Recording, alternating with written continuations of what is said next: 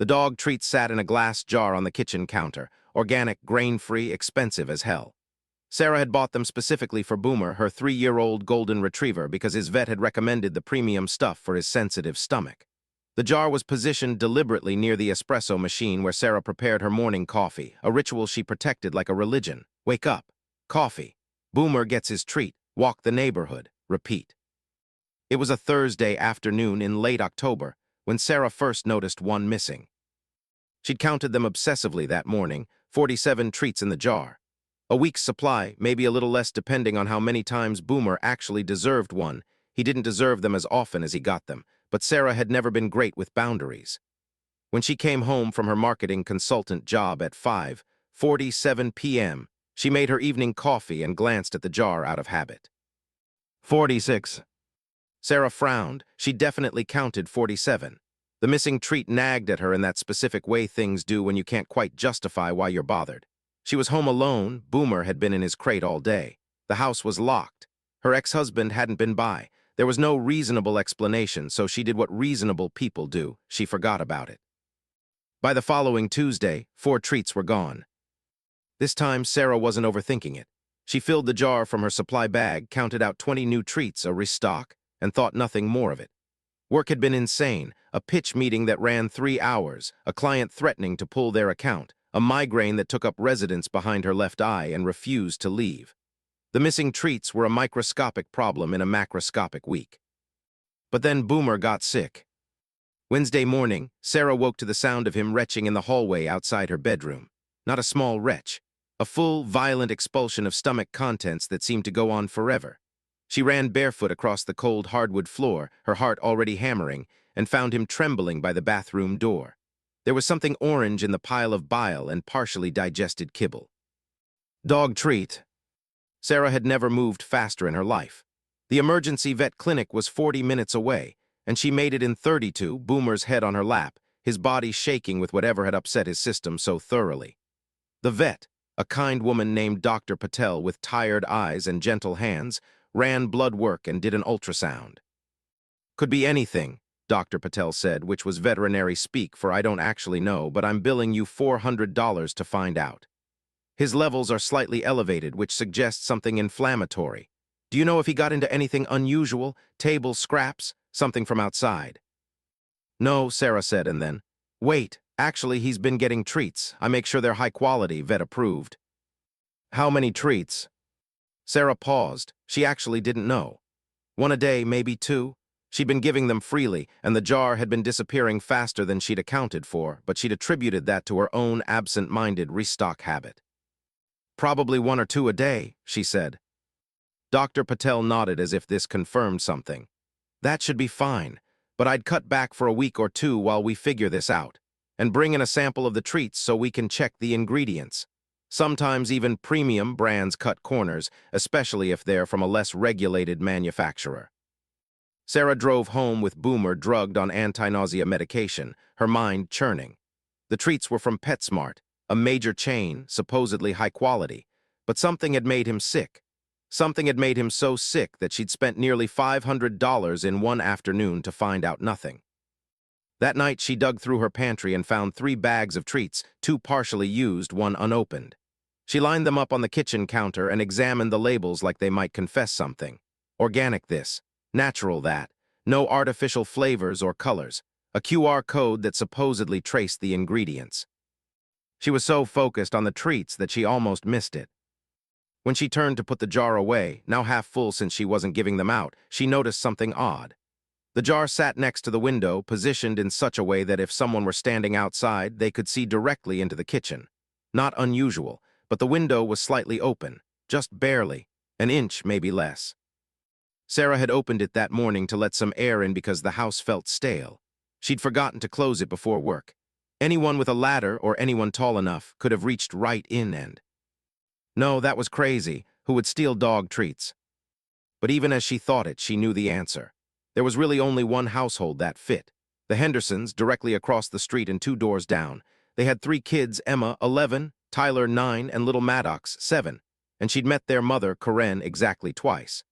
Both times, Karen had been that specific brand of stress that came from not having infinite resources and trying desperately to hide it. The first time was at the mailbox. Sarah had been collecting her mail when Karen pulled up in a minivan that had seen better years.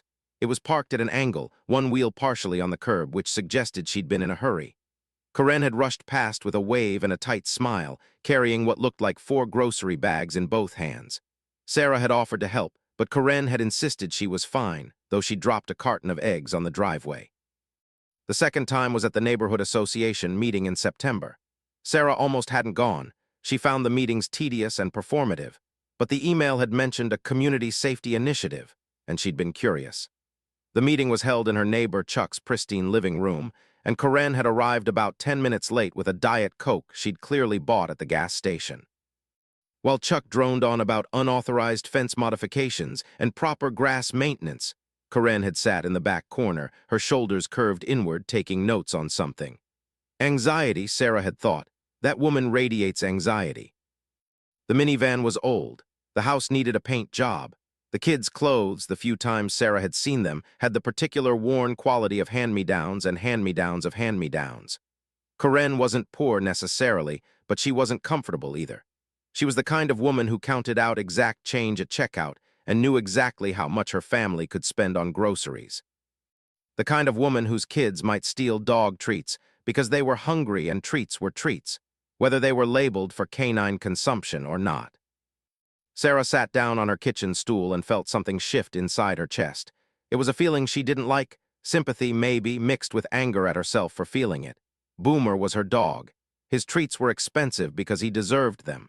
The Henderson kids shouldn't be taking them, and their mother shouldn't be letting them. That was a boundary violation, pure and simple.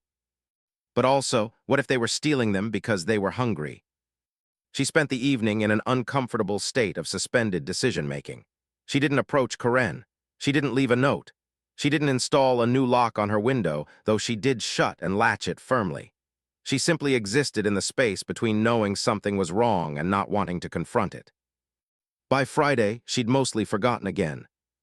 The treats had stopped disappearing, which seemed to confirm her theory. The jar still had plenty. Boomer had recovered with pharmaceutical assistance and time. Life resumed its normal rhythm: work, coffee, Boomer's walk, home, dinner, sleep, repeat.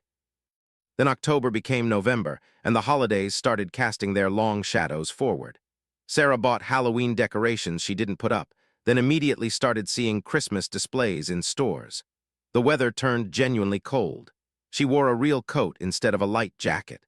The neighborhood took on that specific quality of autumn where everything felt like it was either dying or sleeping.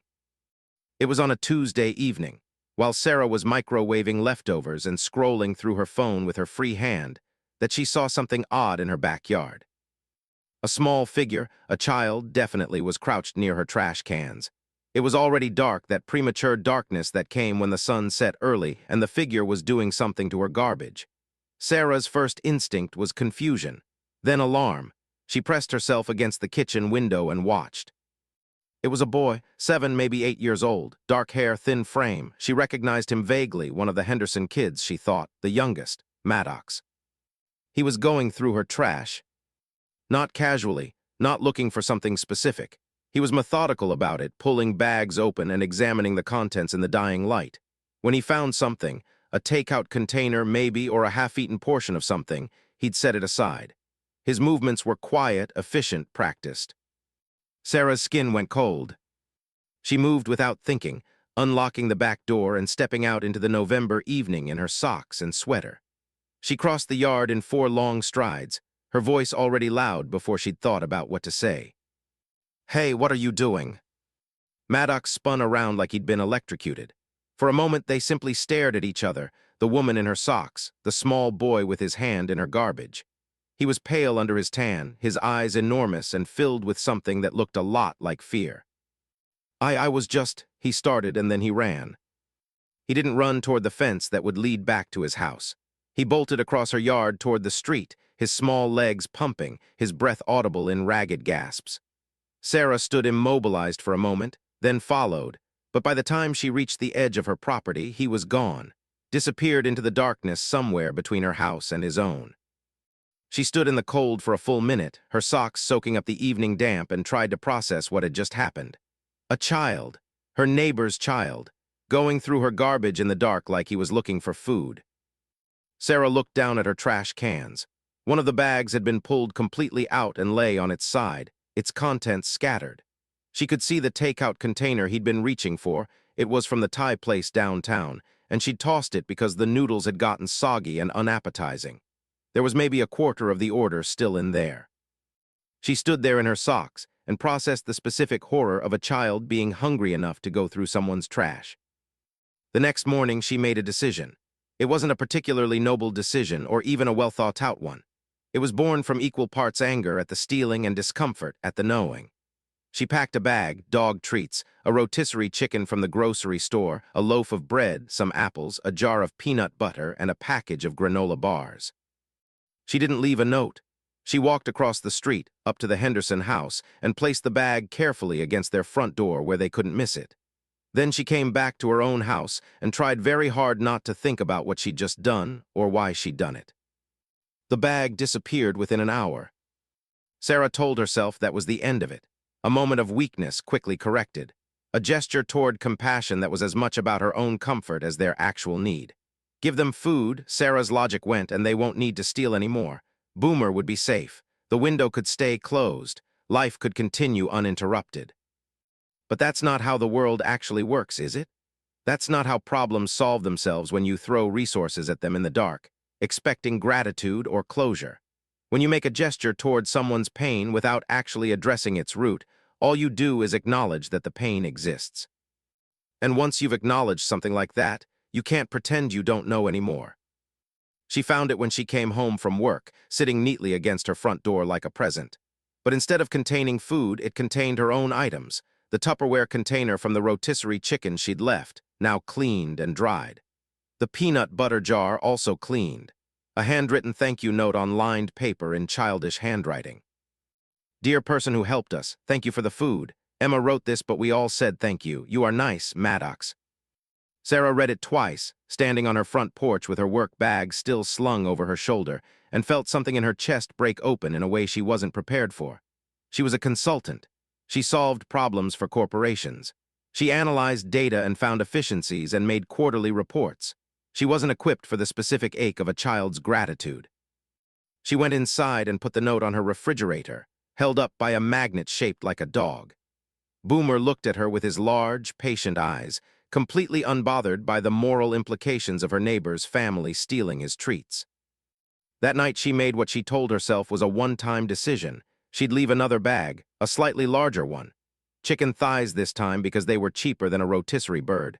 Pasta, sauce, some vegetables, cereal, milk, things that could constitute actual meals rather than just snacks. She felt strange leaving it, like she was doing something vaguely illicit, which was absurd. She was helping. That's what people did when they saw need. They helped, didn't they? But she didn't knock on their door. She didn't introduce herself properly or have a conversation about their situation. She simply left the bags like an anonymous angel, which was probably more about her own discomfort than about actually being helpful. It was the kind of charity that felt good to give, but didn't require anything from the giver except periodic trips to the grocery store. The pattern established itself over November. Every Thursday evening after work, Sarah would go to the grocery store and spend somewhere between $40 and $60 on food she'd leave on the Henderson doorstep. The family never knocked, never asked, never confronted her, but the bags always disappeared and the containers always came back clean. By mid-November, the routine had become automatic. Sarah's coworkers noticed she was leaving early on Thursdays. She made excuses, a standing appointment, a friend who needed help that were technically not lies, just wildly incomplete truths. Her shopping cart had evolved. She'd learned what different kinds of families ate, as if feeding the Hendersons was a professional project requiring research and optimization. She'd learned, without meaning to, quite a lot about her neighbors. On one of her research missions to the grocery store, she'd run into Corinne Henderson in the dairy section. It was purely by chance. Sarah was debating between two brands of yogurt when Corinne came around the corner with her cart, which contained a single rotisserie chicken, a bag of rice, a bundle of carrots, and a carton of store-brand milk. Their eyes met for a fraction of a second before both women looked away with the specific awkwardness of people who share something they don't want to acknowledge. Corinne's face was thin. Not fashionably thin, but the kind of thin that came from stress and insufficient food and the slow erosion of the body by worry. Her eyes had the same enlarged quality that Maddox's had when Sarah had caught him in the trash. They were eyes that were always slightly braced for bad news. Sarah wanted to say something. She opened her mouth and then closed it. What was there to say? I've been leaving you groceries. I saw your child eating garbage. I'm a problem solver by trade, but I don't actually have any solutions. Instead, she turned her attention back to the yogurt, selected one at random, and moved away. Corinne did the same, their moment of almost connection dissolving into the fluorescent-lit normality of the grocery store. But that encounter had rattled something in Sarah. Seeing Corinne's face, understanding that the problem wasn't abstract or distant but living and breathing and struggling in a house 2 doors down, made the Thursday deliveries feel both more necessary and more inadequate. She increased the budget, $75 a week, then $100. She started including extras, fresh berries on sale, chocolate chips, a rotisserie chicken more often than not. Once, she left a package of good pasta instead of the generic brand, along with a jar of imported pasta sauce that was on sale. She told herself she was simply being more efficient in her purchasing, but the truth was something else entirely. She was trying to solve something that couldn't be solved with groceries. In late November, a new development occurred. Sarah came home one evening to find Boomer had somehow gotten into her bedroom closet, a space he had no business accessing, and had torn apart a sealed package of dog treats. The bag was scattered everywhere, treats crushed and scattered like candy on her bedroom floor. But Boomer, who had access to these treats in the kitchen, would never have sought them out on his own. Someone had opened that closet. Sarah sat down on her bed very slowly and thought about what this meant. The visits had escalated from trash digging to treatment stealing to now, breaking into her room, accessing her closet, doing it deliberately rather than opportunistically. It wasn't random anymore. Someone in the Henderson family knew that treats were valuable enough to hunt for, knew where Sarah kept things, and felt comfortable enough, or desperate enough, to push the boundaries of what they were stealing. The realization was colder than any of the others had been. That night, Sarah called a locksmith and had her back doors reinforced with better locks. Not because she feared the Hendersons specifically, but because the situation had shifted. What had been abstract poverty and vague moral discomfort was becoming something concrete. Someone was entering her house. She should have called Corinne, should have had an actual conversation. But instead, she installed locks and told herself that the Thursday deliveries were still happening, and maybe that would be enough to keep things from escalating further. She was wrong. 3 days before Thanksgiving, Sarah came home from work to find her front door unlocked. She was certain, almost certain, that she'd locked it. She always locked it. The behavior was automatic, encoded into her nervous system. Lock the door, arm the security system, which she'd upgraded after the closet incident, set down her bag, let Boomer out for a bathroom break. But today, the door swung open at a push. Sarah's heart rate spiked immediately. She stood on the threshold, her work bag still in her hand, and did a quick visual sweep. Nothing was visibly disturbed, but the fact of the unlocked door was disturbing enough. She stepped inside, locked it quickly behind her, and called for Boomer. He came bounding around the corner, tail wagging, completely unconcerned, which was either reassuring or meaningless, depending on how you looked at it. Nothing appeared to be missing or disturbed. No closets had been opened, no treats had been accessed, but the violation of the lock was complete and undeniable. Someone had deliberately unlocked her front door. That's when Sarah called Corinne. She looked up the number online. There was still a phone book, effectively, if you knew where to look, and dialed it while sitting on her kitchen counter, Boomer's head on her lap, her own heart still racing. Corinne answered on the 4th ring. Hello. Is this Corinne Henderson? Sarah asked, already knowing the answer. Yes, there was a question in Corinne's voice, a specific anxiety that came from receiving calls from unknown numbers. Hi, this is Sarah Mitchell. I'm your neighbor across the street. I need to talk to you about something. The silence on the other end of the line was substantial and heavy. Okay, Corinne said finally, slowly, like she was braced for a lawsuit or a judgment or both. I've noticed that someone's been entering my house. Sarah said, which was not actually the most diplomatic way to open this conversation, but she was running on adrenaline and genuine fear now. Taking food from my trash, taking dog treats. Today my front door was unlocked when I came home. She could hear Karen's breathing shift, become shallow. I don't think, Karen started, but Sarah interrupted. I'm not calling the police, Sarah said, which she realized was something you probably shouldn't have to clarify. I'm not angry, but I need this to stop. I need to know what's happening, and I need it to stop. Sarah, Karen's voice cracked slightly. I don't know anything about a front door. Did your kids take the treats from my kitchen, through the window? Another heavy silence. Yes, Karen said finally, small as a whisper. But that was just, they didn't think, I didn't know they were doing it. I found out after, and Her voice broke into something like a sob. I told them to stop. I told them you'd be angry, and I told them to stop. Sarah felt the anger drain out of her, replaced by something that looked a lot like pity, which she hated for both of their sakes. Why, Sarah asked, why do your kids need to steal dog treats? The sound of Karen crying came through the phone, wet and desperate and completely unguarded.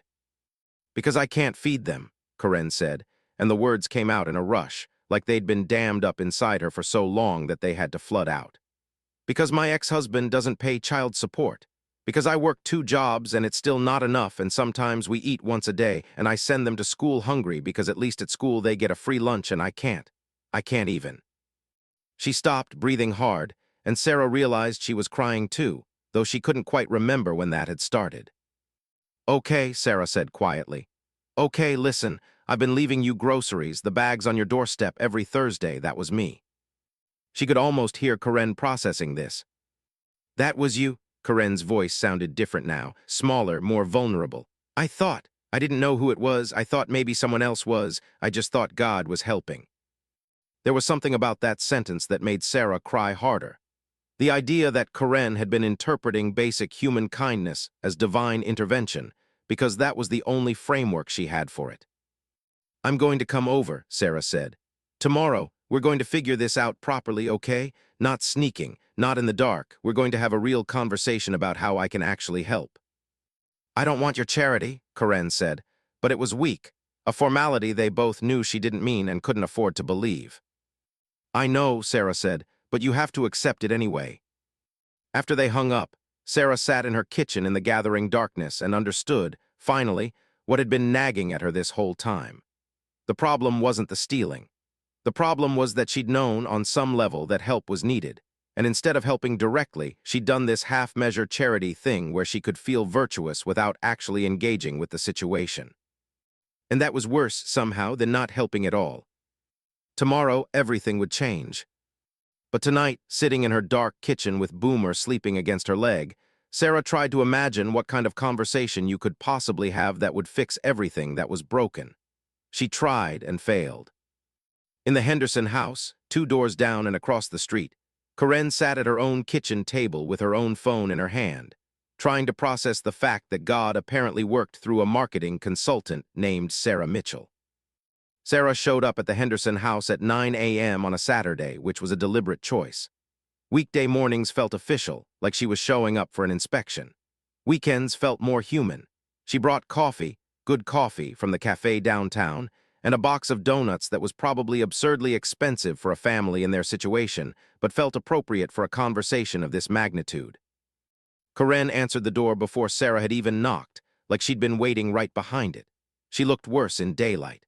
The kitchen fluorescence last night had been flattering compared to the natural light of a November morning. Karen's face was a map of stress, lines around her eyes, a tightness in her jaw, gray threading through her dark hair in places that probably hadn't been gray a few years ago. Hi, Karen said, and it seemed like it cost her something to open the door wider. Come in. The Henderson house was clean, not tidy but clean, the kind of clean that came from respect and effort rather than the kind of clean that came from time and money. The furniture was worn but cared for. The walls were decorated with school drawings and one family photo that looked a few years old. There was love here, obvious and palpable, just stretched impossibly thin. Karen had 3 kids hovering in the living room, trying very hard to seem like they weren't listening. Emma, the oldest, was pretending to read a book. Tyler was examining something on his fingernail with intense focus. Maddox was just staring at Sarah with the cautious hope of a child who'd been taught that good things were often temporary. "Why don't you guys go watch cartoons in your room?" Karen said, and the kids obeyed, though Emma moved slowly, clearly wanting to hear what was about to happen. Once they were gone, Karen and Sarah sat in the small kitchen. It was cramped, the table barely leaving room on either side, but it felt more intimate than the living room would have. "I need to tell you the whole story," Karen said without preamble. "I need you to understand what's happening. Not because I'm looking for sympathy, but because if we're going to figure out any kind of solution, you need to know the whole situation." Sarah nodded and set the coffee and donuts between them. "My ex-husband left about 2 years ago," Karen began. "Just one day he said he was done. He has a girlfriend now, half his age, and he lives downtown with her. He was supposed to pay child support. The court ordered it, but what the court can't do is make him actually pay it. He's supposed to give me $1,200 a month for all 3 kids. He's given me roughly $300 total in the past 2 years. Karen took a sip of the coffee, and Sarah watched her close her eyes. Just for a moment, like the simple pleasure of good coffee was almost too much. "I have a job at Target. Full-time, which is good, but retail doesn't pay much. That's about $2,000 a month after taxes. I also do housekeeping for 2 families on weekends, which brings in maybe another $800 a month when I get consistent work. My mortgage is $1,100 a month. I've got about 12 years left on the loan, which is something I'm actually lucky about. Utilities are about $200. There's car insurance, phone, internet. Groceries for 4 people, even eating very frugally, is at least $500 a month." She ticked off the numbers like she'd done this calculation 1,000 times, which she probably had. "So I'm making about $2,800 a month, give or take, and my baseline expenses are probably $1,800 to $2,000. That leaves maybe $800 to $1,000 for clothing for 3 kids, school supplies, car maintenance, actual emergencies. And let me tell you something, there are always emergencies. Last month, Tyler needed new shoes. His feet grew. He went through a whole pair in 3 months. That's $60 I didn't have. The month before, the washing machine broke, and I couldn't afford a repair service, so I had to pay someone $200 to fix it, and that basically wiped out my emergency fund." "Wait," Sarah said, "you have an emergency fund?" $50, Karen said with a bitter smile. $50 because I've been trying to build it back up for 6 months. It takes a while when you're making this amount of money." Sarah felt like she was learning a language she'd never bothered to study before. She made good money, 6 figures, not to brag about it, though she did brag about it sometimes in the way people did. She'd never actually done the math of survival, of having to account for every single dollar, of treating a broken washing machine like it was a personal catastrophe. "So when you say the kids are hungry," Sarah started.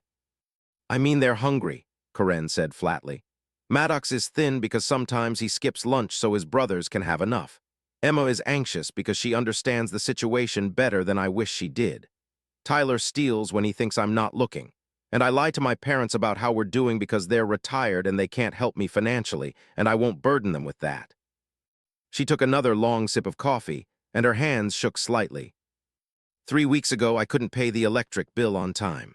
The company gave me a week before they'd shut it off. I sat in my car in the Target parking lot during my break and cried because I didn't know what I was going to do. A coworker offered to loan me the money, and I took it, even though I know I can't pay her back, and now I have that hanging over my head like a sword waiting to drop. "When did the boys start going through my trash?" Sarah asked quietly. "About 2 weeks before I saw you leaving those first bags," Karen said. "Maddox told me he was hungry, and I told him he'd had breakfast, and he said breakfast wasn't enough anymore. That's when I realized I'd been doing it wrong the whole time.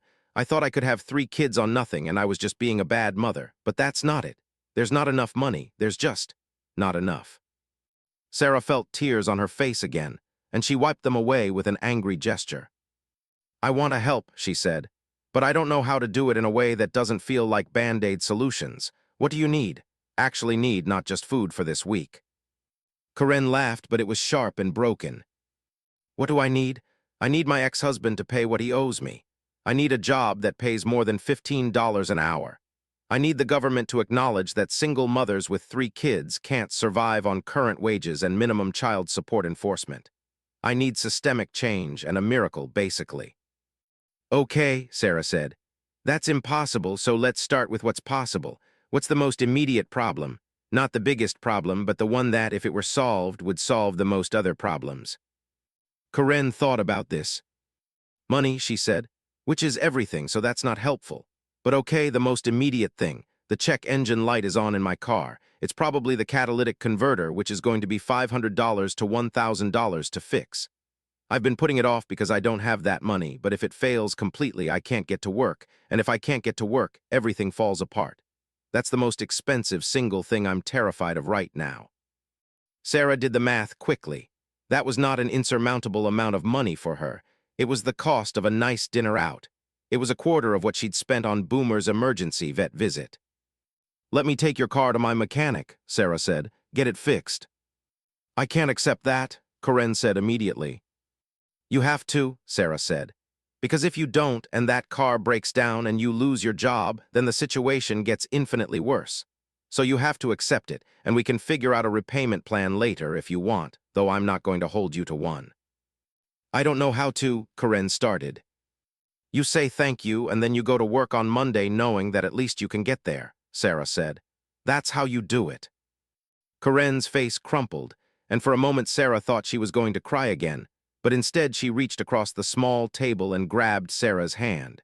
She held it like it was a life preserver and she was drowning. "Thank you," she whispered. "Thank you, thank you." And that's when everything shifted.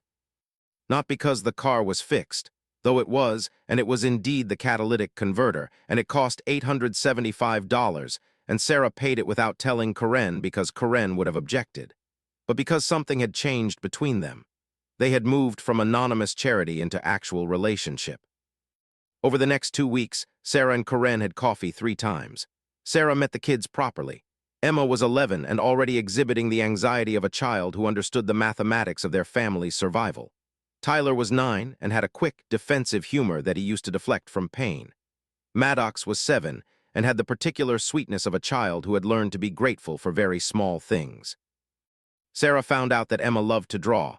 She started bringing her sketchbooks and nice pencils, good ones, not the cheap ones that didn't blend properly. She set up a deal with Karen. Emma would do illustrations for Sarah's client presentations, and Sarah would pay her for them. It was legitimate work. Emma was genuinely talented. The drawings were beautiful, and Sarah's clients were impressed. It would give Emma an income stream that didn't feel like charity. Tyler needed glasses, and his current pair was 2 prescriptions out of date. Sarah made an appointment at her own ophthalmologist and took him along, and when the time came, she asked the office to bill her directly, making it clear this was a professional arrangement. Tyler worked for her sometimes, too, helping organize her home office, filing papers, small jobs that paid $10 or $15 an hour. He took the work very seriously. And Maddox, who had stolen treats from her trash and broken into her closet, simply needed to be around. Sarah started leaving her back door unlocked on purpose, with a note that said he could have a snack any time he wanted. She stocked her pantry with things she knew he liked. She made sure he knew he didn't have to sneak. By the end of November, the Thursday deliveries had stopped being anonymous gestures and had become actual meals that the 4 of them, Sarah, Karen, and her kids, ate together. Sarah began helping Karen understand her finances, suggesting ways to cut expenses, looking into options for higher-paying jobs or benefits she might qualify for that she didn't know existed. It wasn't a solution, but it was something more honest than anonymous charity. Then came the night of December 3rd, a Tuesday, when everything nearly came apart. Sarah was working late at home, responding to emails from a client who had time zone issues, when she heard a commotion outside. The sound of raised voices, a car door slamming, something that made Boomer's head come up in alarm. She went to the window and saw a man she didn't recognize standing in the Henderson driveway. He was tall, broad-shouldered, expensive-looking in a way that made Sarah dislike him immediately. Karen was standing on the porch, her body language defensive, her arms crossed. The man was pointing at the house, gesturing angrily. Sarah didn't think. She simply went outside, Boomer at her heels, and walked across her property toward the Henderson house. "Can't believe you've let it get like this," the man was saying as Sarah approached. "This house was worth something when I left, and now look at it. You're destroying the asset." "The asset," Karen said quietly, "is not your concern anymore. The court papers make that clear." The man noticed Sarah and turned, his expression shifting into something that might have been calculation or might have been contempt. "You know my wife?" he asked Sarah, and Sarah understood immediately that wife was his way of framing it. Not ex-wife, not Karen, but a possession that was being mistreated. "I know Karen," Sarah said clearly. "She's my neighbor. Can I help you with something?" "You can tell my ex-wife that this house is an embarrassment," the man said, "and that I'm consulting a lawyer about whether I can force her to sell it. The value has depreciated significantly under her care." Karen made a sound like she'd been hit. "The equity from the sale," the man continued, "should be split 50-50 as part of our settlement." "Actually," Sarah said, keeping her voice very pleasant, "I'm pretty sure that's not how it works. Once property is awarded to someone in a settlement, the other party doesn't have claim to it, regardless of whether it appreciates or depreciates. You'd have to go back to court, which you can't do without grounds which you don't have." The man's jaw tightened. "I suggest," Sarah continued, "that you leave now. And if you continue to threaten or harass your ex-wife, I'll suggest she file for a restraining order. I'm a consultant, which means I know lawyers, good ones, and I have the money to help her retain them if needed." It was a subtle escalation of their relationship, from neighbor helping neighbor to actual legal ally, but it was necessary.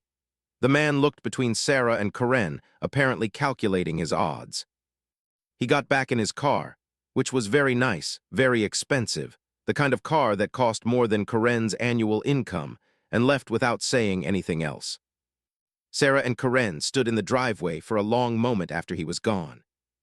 "He wants to sell the house," Karen said, her voice hollow. "He can't," Sarah said. "That's not how property law works." "But he could make my life very difficult trying," Karen said. "He could make it expensive. He could." Her voice broke. "He left me, Sarah. He left me with 3 kids and minimal child support and a house that I'm trying to maintain, and now he wants to take that too." Sarah took her hand and led her inside.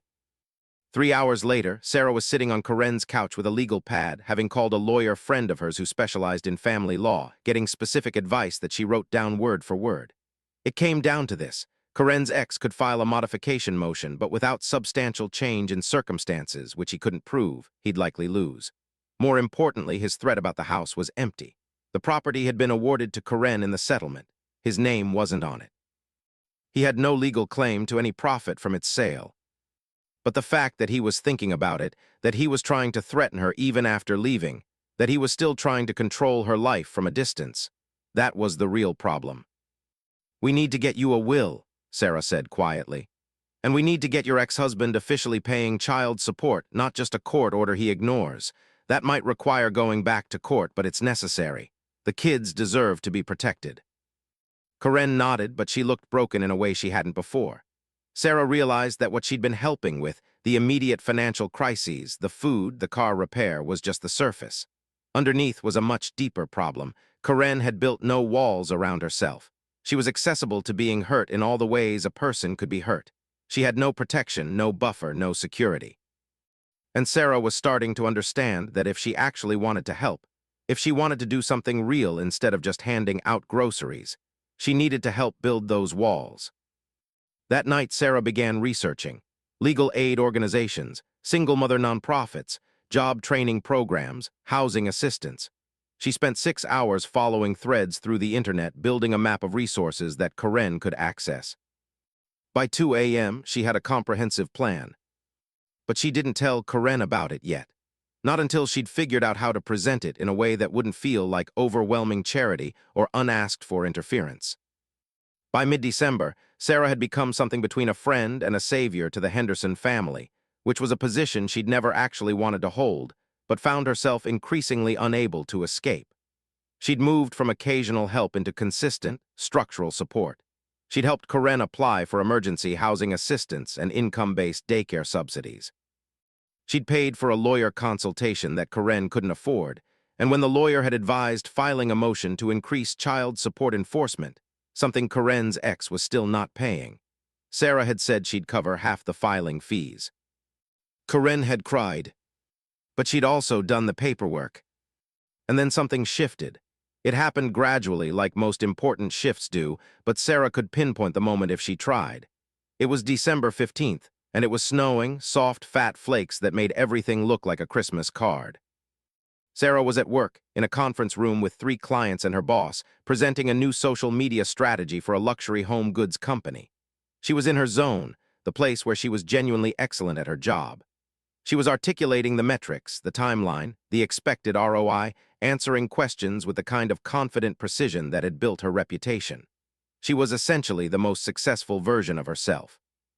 And during the presentation, her phone buzzed. It was a text from Corinne. "Can we talk? Something happened with Emma." Sarah's stomach dropped. She finished the presentation on autopilot, accepted congratulations, and found a quiet corner to call Corinne back. "What happened?" she asked immediately. "Is Emma okay?" "She's fine," Corinne said, but her voice was tight. "She's actually really okay, which is why I need to talk to you about something." They met for coffee an hour later, Corinne looking flushed and emotional in a way that seemed both positive and concerning. "Emma got selected for a gifted program," Corinne said without preamble. "A special school, middle school through high school, that's all academic acceleration and advanced placement courses. It's one of the best schools in the state, and it's free because it's public, but—" She stopped, emotion flooding her face. "But there's a transportation component, and there's field trips. There's specific uniforms, there's a laptop requirement, there's supplies and books, and I can't afford it, Sarah. Emma is the smartest kid I know. She could do this, but I can't afford to let her." Sarah felt something hard calcify in her chest. "How much?" she asked. "The school says maybe $2,000 for the first year, once you account for everything. Maybe $1,500 per year after that for supplies and trips and incidental costs." $2,000. That was a rounding error in Sarah's budget. It was also, effectively, impossible for Corinne. "I'm paying for it," Sarah said. "All of it every year." "No," Corinne said immediately. "Absolutely not, I can't." "You have to," Sarah said, and her voice was hard in a way it hadn't been before. "Because your daughter is gifted, and she's qualified for a program that could change her entire life, and the only reason she can't go is money. And we have already established that I have money and you don't. So we're solving this the same way we solve every other problem. I'm paying and you're letting me." Corinne started crying. "I don't know how to repay you," she said. "I don't know how to ever not be in debt to you." "You don't repay me," Sarah said. "You just be the person you're capable of being. You get Emma to this school and you make sure she knows that being smart and ambitious isn't a luxury. You rebuild your life in a way that feels sustainable. You become someone who can be the safety net for someone else the way I'm trying to be for you. That's the repayment." It sounded noble when she said it, but Sarah was already uncomfortable with how the relationship was shifting. She'd moved from being a neighbor with extra groceries to being a structural necessity in Corinne's family's survival. She was essential in a way that was starting to feel less like helping and more like enabling something unhealthy. But she couldn't stop, or rather she wouldn't stop. Because if she stopped, everything Corinne had built, the plan to fix her life, the hope that was emerging in Emma's eyes, the possibility that things could get better, would collapse. So she stayed in, deeper and deeper. Then 2 days before Christmas, Sarah got drunk. Not drunk in a fun way, drunk in a way that was about self-medication and avoidance. She'd gone to her company Christmas party, and she'd had 4 glasses of wine, and by the time she got home, she was angry about something she couldn't quite articulate. She called Corinne. "I need you to understand something," Sarah said, her words slightly slurred. "I need you to understand what's happening here." "Sarah," Corinne's voice was concerned. "Are you okay?" "No," Sarah said. "I'm not okay. I'm the charity case now. That's what I am. I can't just have a friend. I have to be the savior. I have to be the person who fixes everything. And I'm tired, Corinne. I'm exhausted." There was a long silence. "I know," Corinne said quietly. "I know that's what this is." "You should hate me," Sarah said. "You should hate that you need me this much." "I do hate it," Corinne said. "But I hate what my life would be without you more, so I'm choosing to be grateful." The words were so perfect, so exactly what Sarah needed to hear, that Sarah cried, and then she fell asleep on her couch with her phone still pressed to her ear. When she woke up the next morning with a brutal headache, she didn't remember most of the conversation, but she did remember the admission. She was tired. She was performing a role, and she was tired of it. What she did then, looking back, would be the thing she regretted most. She created distance. Not dramatically, not in a way that Karen would immediately notice, but she started taking longer to respond to texts. She made excuses about being busy. The regular Friday dinners became every other Friday. The help became more conditional, more about solving specific problems than about ongoing support. It was subtle emotional withdrawal, the kind that doesn't feel like betrayal when you're doing it because it feels like self-preservation. Karen noticed, of course, because Karen noticed everything. But she didn't say anything. She simply adjusted her expectations downward and began, once again, to be smaller and more self-sufficient. By early January, 2 weeks into the new year, the distance between them had calcified into something like distance that would be hard to bridge. And that's when everything went wrong. It was a Friday evening and Sarah had canceled their dinner. She was at home working on a project when there was a knock on her door. Not Karen, Maddox. The 7-year-old stood on her porch in the cold, wearing a jacket that was too thin for the weather, his eyes red from crying. "Maddox," Sarah said, opening the door wider. "What's wrong? Where's your mom?" "She's asleep," Maddox said. "She took medicine and she's asleep, and nobody is home and I'm scared." Sarah's blood went cold. She grabbed him, brought him inside, and called Karen immediately. Karen didn't answer. She tried 3 more times, nothing. She called the police for a welfare check on the Henderson house. While she waited for them to arrive, Maddox sat in her kitchen, trembling, and told her that his mom had been acting weird all day. That she'd said things that didn't make sense. That she'd taken pills out of the medicine cabinet and then gone to bed and wouldn't wake up. It was 7 p.m. on a Friday night, and Sarah understood with absolute clarity what she had done by pulling away. She had removed her structural support from someone who was barely holding on, and Karen had fallen apart. The ambulance arrived at 7:24 p.m., sirens wailing, lights flashing, turning the quiet suburban street into an emergency scene. Sarah rode with Maddox to the hospital in her car, and later, when Karen was stabilized in the emergency room, Sarah sat by her bed and tried to figure out how to carry the weight of what she'd done. Karen had taken 23 ibuprofen tablets and a handful of melatonin, not actually an overdose in any meaningful sense, but an attempt, a cry for help, a moment of complete desperation. The hospital psychiatrist explained it in those terms. Karen was depressed, suffering from anxiety, had no support system except one person who had suddenly withdrawn. The stress of the custody motion, the ongoing financial pressure, the feeling of being trapped, it all had a breaking point, and Karen had reached hers. "She's going to need support," the psychiatrist told Sarah. "Real, ongoing support. She shouldn't be alone. She needs therapy, medication, and a stable foundation." Sarah sat there, covered in the weight of her own guilt, and made a decision that she would immediately regret. She took on the responsibility permanently. Not because it was healthy or sustainable, but because she couldn't bear the alternative. So she made a choice that was motivated by guilt rather than by what was actually best for both of them. She told Karen that she would help her through this, that she would pay for therapy, that she would be present, that she would not withdraw again. What she didn't realize was that Karen had a different breaking point coming, one that Sarah's support still wouldn't be able to prevent. And what Sarah definitely didn't understand was that sometimes the kindest thing you can do is let someone experience the full consequences of their situation, not because they deserve it, but because only real crisis can create real change.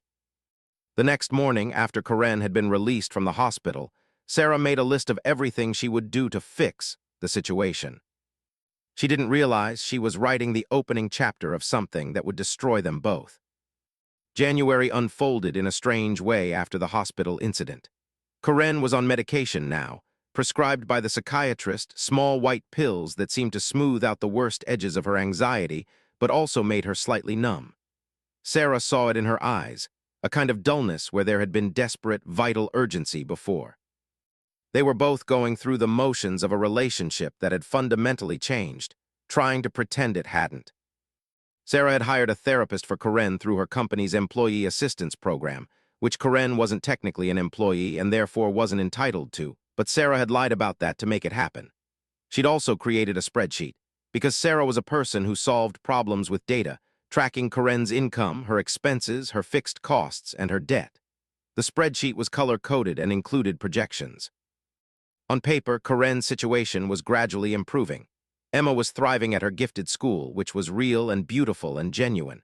Tyler had started earning money from his work for Sarah, and he was saving it in a school folder under his mattress, something Sarah had discovered when helping him organize his room.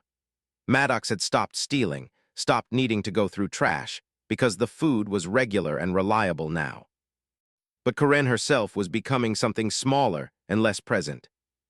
It manifested in small ways at first. She'd forget about plans they'd made. She'd be less responsive to texts. She'd become increasingly passive about her own life, waiting for Sarah to tell her what decision to make instead of making decisions herself. Sarah told herself this was the medication, that Corinne was adjusting, that it would get better. But in the hidden spaces of her own mind, Sarah was starting to feel something that resembled resentment. She had fixed so much. She had invested so much money, so much time, so much emotional labor, and Corinne still wasn't thriving. She was surviving, sure, but there was something stuck in her, something broken that money and therapy and spreadsheets couldn't fix. Corinne had been neglected and abandoned by her ex-husband, and now she was turning into someone who was neglected and abandoned again, by the person who was supposed to be helping her. The truth that Sarah couldn't face was that she was the one doing the abandoning. She was being present physically and financially, but emotionally she was retreating. And Corinne, damaged as she was, could sense it. It came to a head on a Thursday evening in late January, which happened to be the day that Sarah had originally established for grocery deliveries. Those deliveries had long since evolved into actual time together, but they'd become perfunctory. Sarah would bring groceries, stay for an hour, make sure everyone had what they needed, and then leave. In and out. Efficient. That evening, Emma, Tyler, and Maddox were all in the living room when Sarah arrived. The kids had learned not to hover when Sarah was there, not to hope for more of her attention than she was willing to give. So they gave her space, the way nervous animals do around someone who's deciding whether to be kind or not. Corinne was sitting in the kitchen, staring at nothing. "Hi," Sarah said, setting down the groceries with a little more force than necessary. "How was school, Emma?" "Good," Emma said quietly from the other room. "We're starting a unit on environmental science. Sarah, we're going to need a specific textbook for the advanced class, and—" "I'll pay for it," Sarah said before Emma could even finish. "Just let me know how much." There was silence. Sarah knew, even as she was saying it, that she was doing something wrong. Emma shouldn't have to ask Sarah for things. Sarah shouldn't have to be the solution to every problem. But she was the solution to every problem, and she was getting tired of it, and she was handling that tiredness very badly. Corinne got up from the table. "Emma, don't ask Sarah for things," Corinne said quietly. "It's fine," Sarah said. "It's not a big deal." "It is a big deal," Corinne said, and there was something in her voice that made Sarah look up. "It's a big deal because you're setting an expectation that isn't sustainable, and we're all pretending it is, and I can't do this anymore." "Can't do what?" Sarah asked. "This," Corinne said, gesturing around the kitchen. "Being taken care of by you, being dependent on you, looking my kids in the eye and knowing that their best chance at a decent future is contingent on one person's emotional whim." "That's not fair," Sarah said, her voice tight. "I've been nothing but supportive." "You've been controlling," Corinne said, and the words came out flat, matter-of-fact. "You've been helpful in a way that makes me feel smaller. You've created a situation where I owe you everything and can never actually repay you, so I'm trapped in gratitude forever. And now you're pulling away and we both know it and we're pretending we don't." Sarah felt her face go hot. "I've dedicated months to helping you," she said. "I've spent thousands of dollars. I've introduced you to my lawyer, set up financial planning, gotten your daughter into an advanced program. And this is the thanks I get, you accusing me of manipulation." "Yes," Corinne said simply, "because that's what it is. Help that comes with emotional conditions attached isn't really help. It's an investment that you expect returns on." "I don't expect anything from you," Sarah said, but even as she said it, she knew it was a lie. She did expect something. She expected gratitude, yes, but also she expected Corinne to be grateful in a particular way. In a way that acknowledged Sarah's sacrifice, in a way that made Sarah feel like she was good, like she was helping, like the money she was spending was actually buying something. "You're angry," Corinne said, "because I'm not getting better fast enough. You're angry because I'm still struggling. You're angry because you've done all this stuff and I'm still a person in crisis, and your help doesn't actually fix that." That's not true, Sarah said, but her voice had gone small. It is true, Karen said, and I think maybe you need to decide if you actually want to help or if you want to feel like a good person, because I don't think you can have both. They stood in the kitchen in absolute silence. In the other room, the children had stopped making any sound at all. Even Boomer, normally oblivious to human drama, had gone very still. I think I should leave, Sarah said finally. I think maybe you should, Karen said, and I think maybe I need to figure out how to do this without you. Sarah left the groceries on the counter, $20 worth of food that she'd purchased on impulse, nothing that Karen had asked for, and drove home in a state of carefully controlled rage. At home, alone with Boomer, Sarah did what she'd been avoiding. She looked at what she'd done with absolute honesty. She had inserted herself into Karen's life as a savior figure. She had made Karen dependent on her while simultaneously resenting that dependency. She had given help in a way that was designed to make her feel good about herself, rather than in a way that was actually designed to solve problems. She had created a dynamic where Karen was eternally indebted, eternally grateful, eternally smaller than Sarah. And when Karen had called her out on it, Sarah's first instinct had been to defend herself, to insist on her own goodness, to make Karen's legitimate complaint about her into something Sarah had to be right about. Sarah had been doing charity, the way a person builds a monument to themselves. That night, she made a decision that she should have made a month ago. She called Karen. I'm sorry, she said when Karen answered. You were right. I was trying to fix you, and I was trying to fix you in a way that made me feel like a good person, and that's not actually help, that's just ego. Karen didn't say anything for a long time. What do you want to do? Karen asked finally. I think we need to restart this, Sarah said. I think we need to set boundaries, real ones. I think I need to help you in a way that actually helps you become independent rather than dependent on me. How do we do that? Karen asked. I don't know yet, Sarah said, but I think we need to figure it out together, not me figuring it out for you. Over the next week, they had a series of conversations that were harder and more honest than any they'd had before. Karen talked about what she actually needed, not money for every crisis, but knowledge about how to navigate systems, how to advocate for herself, how to build a sustainable life. Sarah talked about her own issues, the need to feel needed, the way she'd weaponized her own wealth, the way she'd turned helping into a way of avoiding looking at her own emptiness. They discovered in the course of these conversations that they had actually become friends. Real friends underneath the charity and the dysfunction. And real friendship required equality, which meant Sarah had to step back. She still paid for Emma's school, but she framed it differently, not as Sarah's gift, but as an investment in Emma's future that would create returns in the form of Emma's success. Emma understood the difference, and it changed something. She helped Karen understand her rights regarding her ex-husband's child support, and then she stepped back and let Karen do the negotiating. It was harder, watching Karen struggle with the legal system.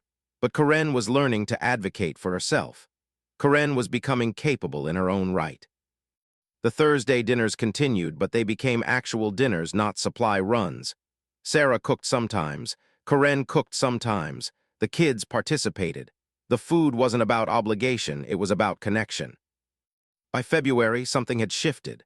The dynamic had normalized into something that actually resembled a friendship.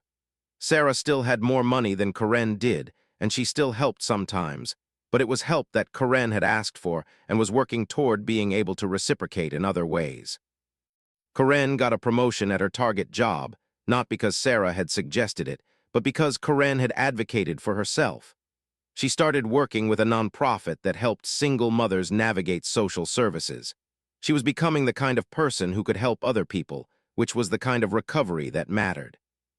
And Sarah, for the first time in months, started feeling like she was actually being helpful instead of just performing helpfulness. But there was still something unresolved. It came on a Tuesday night in mid-February at the school pickup for Emma's advanced program. Sarah had gone because she'd said she would, and Emma had come out of the building with news. She'd been selected to represent her school in a regional academic competition. If she did well, she could possibly earn a scholarship for her university education. That's incredible, Sarah said, picking Emma up and spinning her around the way she might have done 6 months ago. We have to celebrate. Do you want dinner out? We could get your brothers, your mom, make it a thing. Can we? Emma asked. And there was hope in her voice, real hope, not the careful, managed hope of a child who's learned not to ask for much. Sarah called Corinne, and they all went to Emma's favorite restaurant. It was an ordinary evening in most ways, just a family dinner at a mid-range chain restaurant, nothing fancy. But while they were eating, Maddox said something that made everything click into place. He asked Sarah, "Will you always be here?" It was the kind of question that a child asks when they're trying to figure out whether someone is permanent in their life, whether they can rely on them.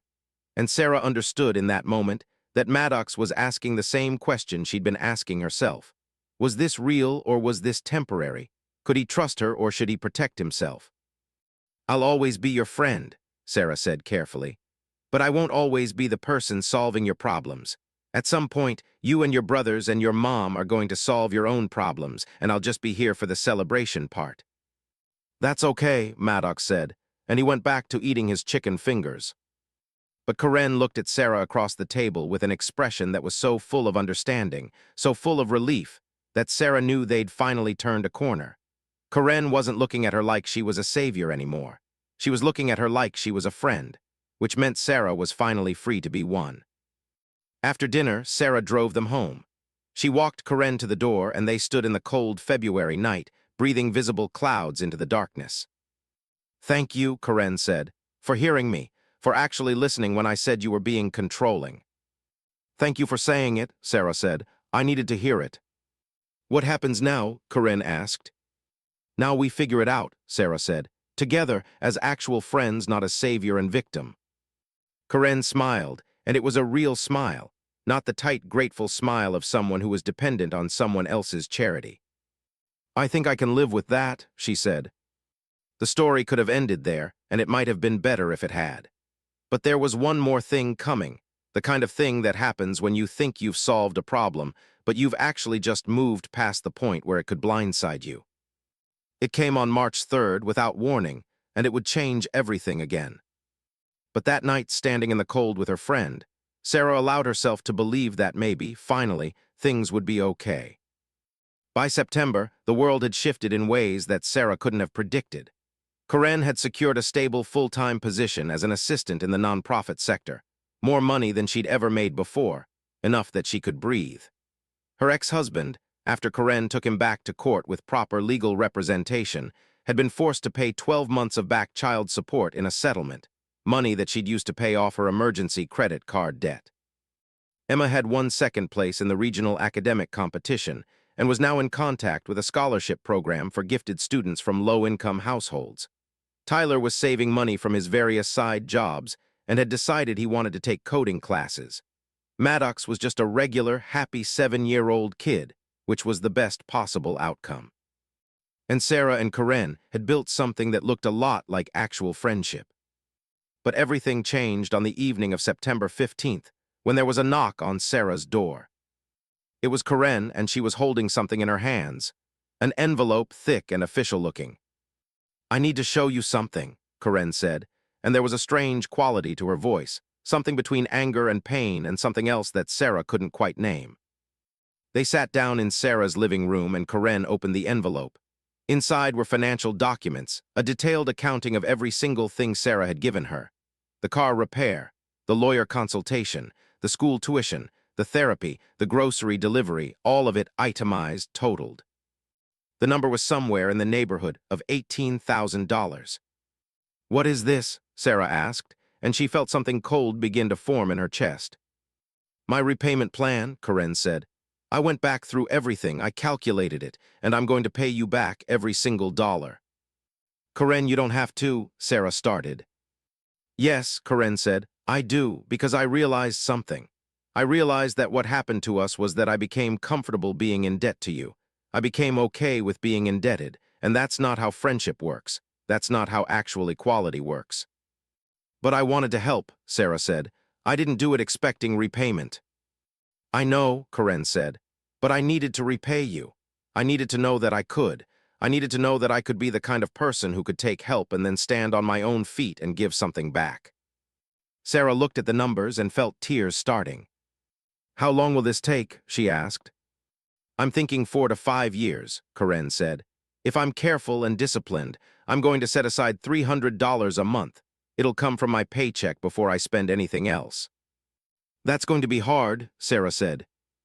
Yeah, Karen said, but that's kind of the point. If it's easy, it doesn't mean anything. And Sarah understood, finally, what Karen had been trying to tell her months ago. Genuine help wasn't about making things easier. It was about creating the conditions where a person could help themselves. It was about supporting someone through difficulty, not removing the difficulty entirely. Over the next 4 years, Karen paid back roughly $310 a month to Sarah. It was slow. It was meticulous. And more importantly, it shifted the dynamic in ways that Sarah hadn't expected. Because now Sarah wasn't the person giving. She was the person receiving. And in receiving Karen's repayment, even though she didn't actually need it, she was allowing Karen to regain her dignity. She was acknowledging that Karen had given something back. She was treating their relationship as an equal exchange. It was harder than just giving money. It was harder than the charity, but it was real. By the time Karen made her final payment on September 3rd, 5 years later, both women had changed. Sarah had left her consulting job and started her own company, partially because Karen had suggested that being fired by one's own clients for being a terrible boss might be worth examining. Karen had become the director of a single mother's support nonprofit, helping other women navigate the systems that had nearly destroyed her. They were still friends. They had dinner together most Fridays. Emma was heading to college on a full scholarship. Tyler was in his first year of computer science education. Maddox was 10 and insufferably confident about his place in the world. And Sarah and Karen had built something that was equal, something that was reciprocal, something that was real. The dog treats, they'd become a running joke. The jar was still on Sarah's counter, and Boomer had long since moved on from his sensitive stomach issues. But sometimes, when Emma came over, she'd steal one just to remember where they all started. On the evening Karen made her final payment, she had dinner with Sarah, Boomer, and all 3 kids. They went to the same restaurant where they'd celebrated Emma's academic competition selection. They ordered too much food and stayed too late, and when they left, the kids hugged Sarah without any hesitation or reservation. "Thank you for being our friend," Maddox said, in the way that only a 10-year-old could, with the kind of straightforward sincerity that adults spend their whole lives trying to recover. Sarah looked at him and at Karen, and at the world they'd built together out of garbage and dog treats, and the difficult, messy work of actual human connection.